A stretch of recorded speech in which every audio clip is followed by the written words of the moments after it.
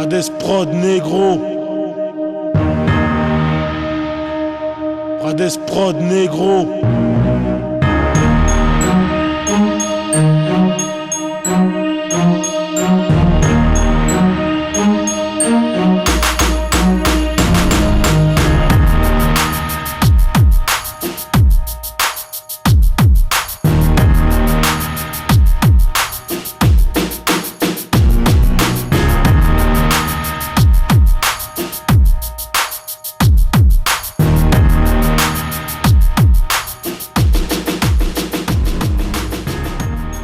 What's up, YouTube? It's your boy Thomas back again with another rendition of Truth Be Told. Now this week, the only thing I really saw going on big in the news were two things. The first one, of course, is the Rittenhouse trial or whatever.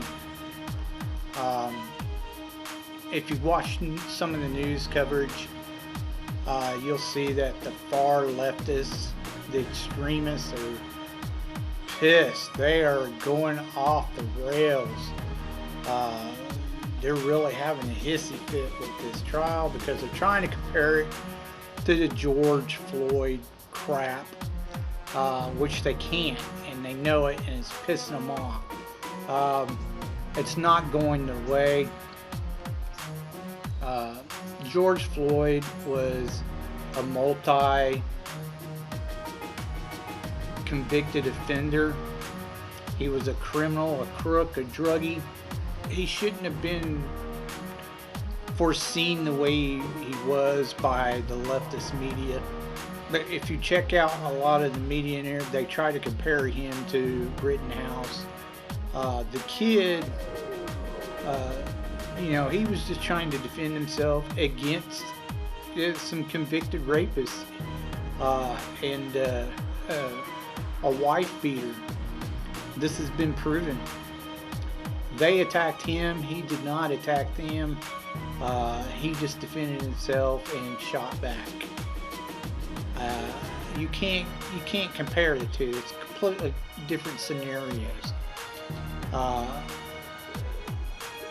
And then they want to glorify these people that got shot by him by trying to make them look like they were good people when they weren't. They were bad, very bad people.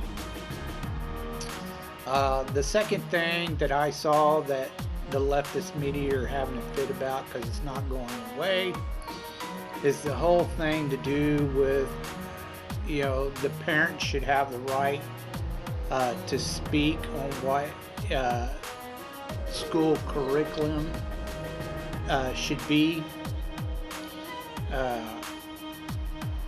especially with the whole nonsense with the transgender crap. Trying to claim, the far leftists are trying to claim that what they're teaching is anti-racism crap, but it's not. It's literally Marxism, and it is racist. It's all separate, segregation, separating and dividing people in the schools, the kids. It's getting ridiculous, and parents should have a say in what's going on, not the schools, not your government. But they've been teaching this kind of crap for a long time, for many years. It's just they've been more bold about doing it up front in your face, and it's coming to bite them in the ass. Real Americans, that's not what they're about, so they're pushing back. The far leftists, they just need to get over it and get the fuck out of our country, because that's not what we're about. We're not about Marxism, communism, socialism, and this new Nazi regime that's got a hold of the White House will be gone soon. Anyways, moving on. The main thing I wanted to talk to you about was I just got done watching the movie Shang-Chi and the Legend of the Ten Rings. I don't even know why they called it that, because it literally has nothing to do with the Ten Rings or the Mandarin. They literally shit all over that character again in this movie, like they did in Iron Man 3. First of all, they totally ignored all the resource material. They literally rewrote the whole story of the Mandarin. And Shang-Chi is just a martial arts character. He has nothing to do with the Mandarin at all.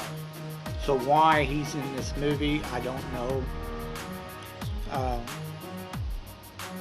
They tried to just tell you that he magically found these 10 rings, which are now bracelets, not rings.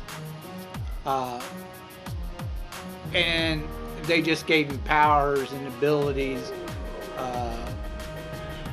to do better martial arts, more of offensive weapons, which is dumb. In actuality, if you look in the comics, the 10 rings are actually jewelry, like rings you put on your fingers, that the Mandarin created.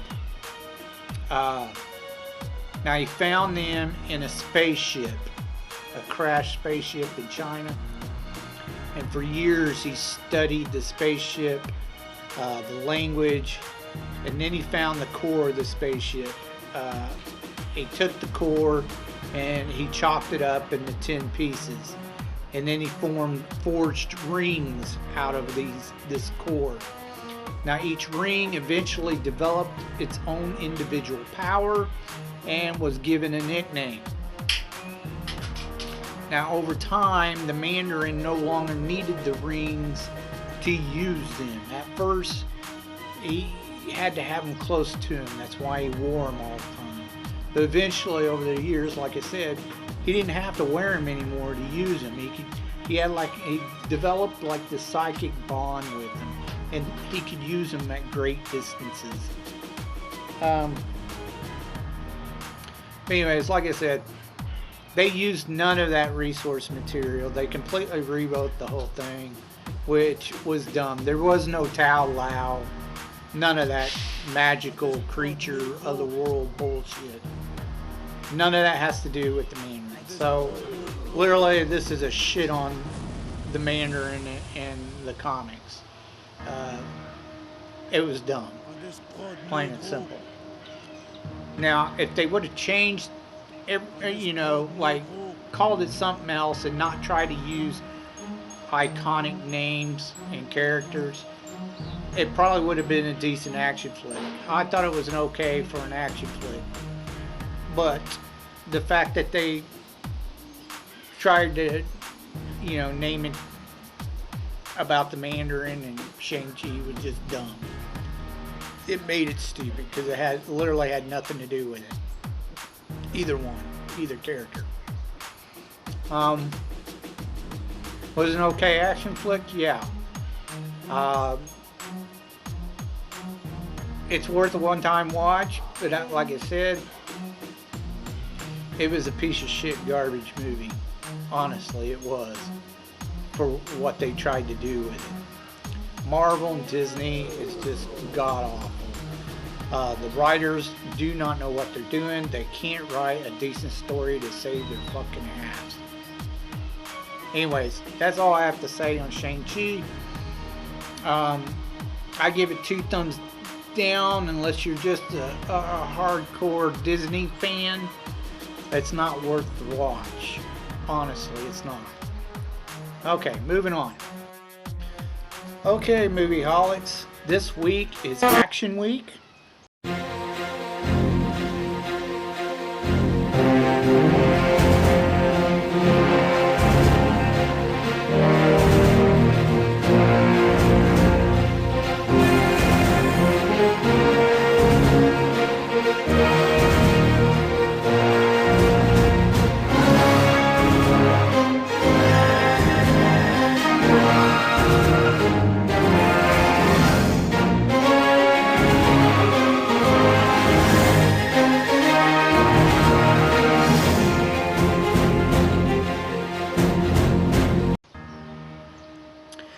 I actually had a couple of requests, a couple of older movies to review by one of my subscribers.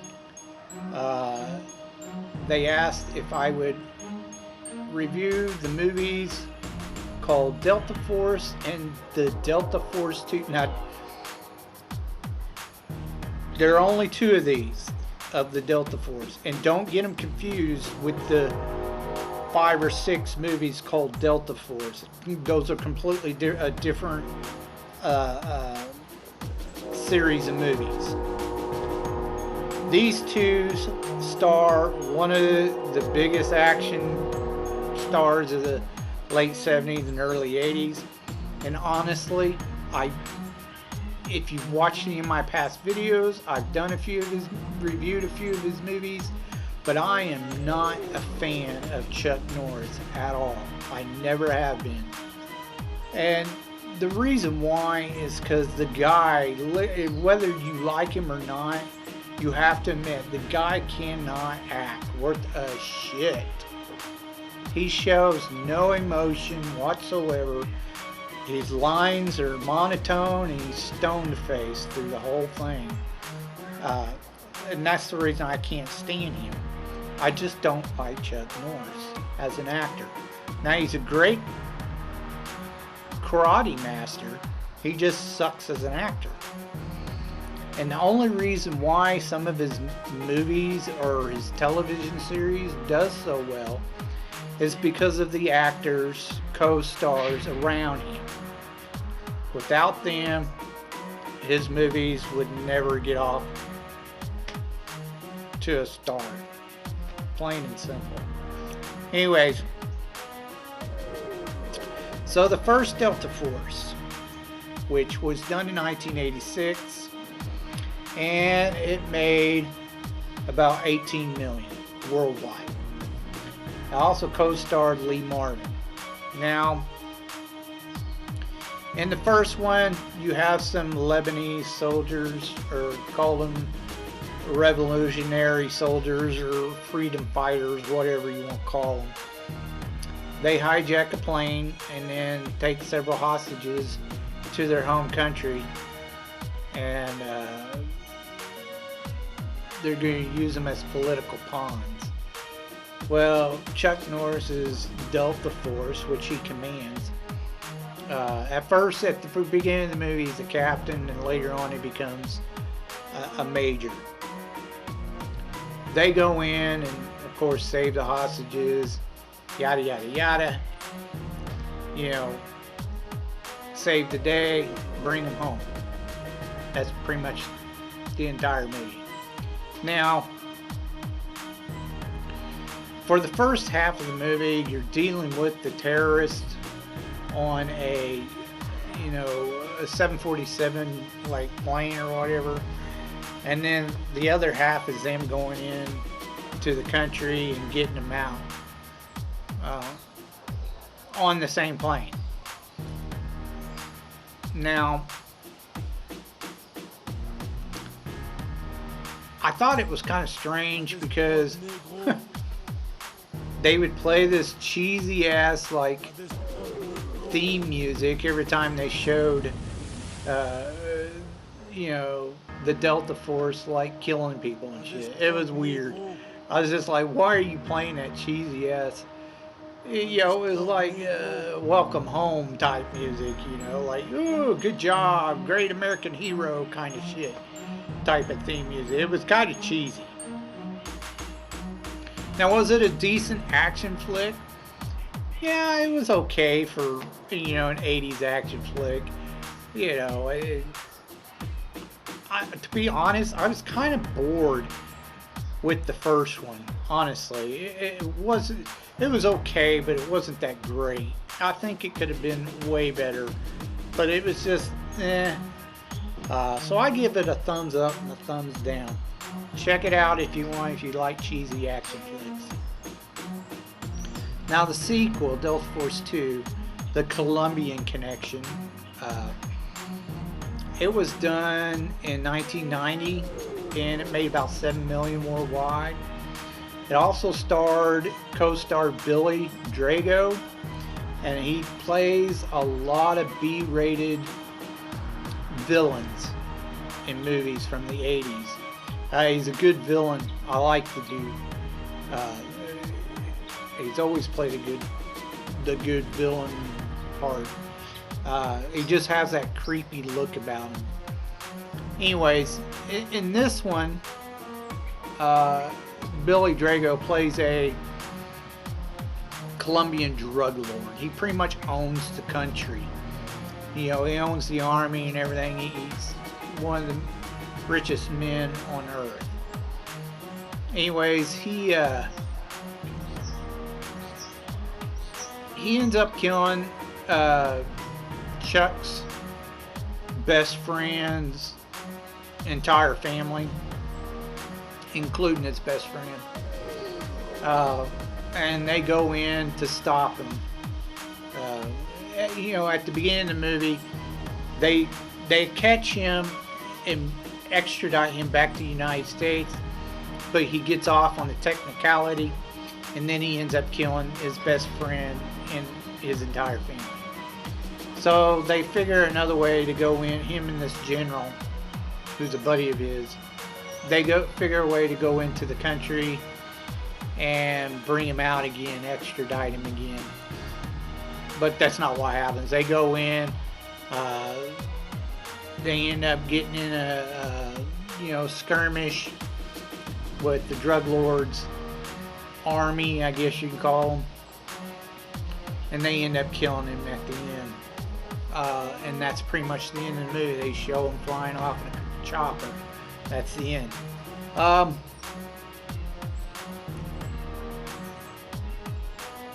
I find it's kind of crazy, but you see this in almost most of your 80s action flicks, where the main hero, he's going around, he's shooting all the bad guys, but not one time do they shoot him. They never, even though they've got 50 guns shooting at them, they never take a bullet.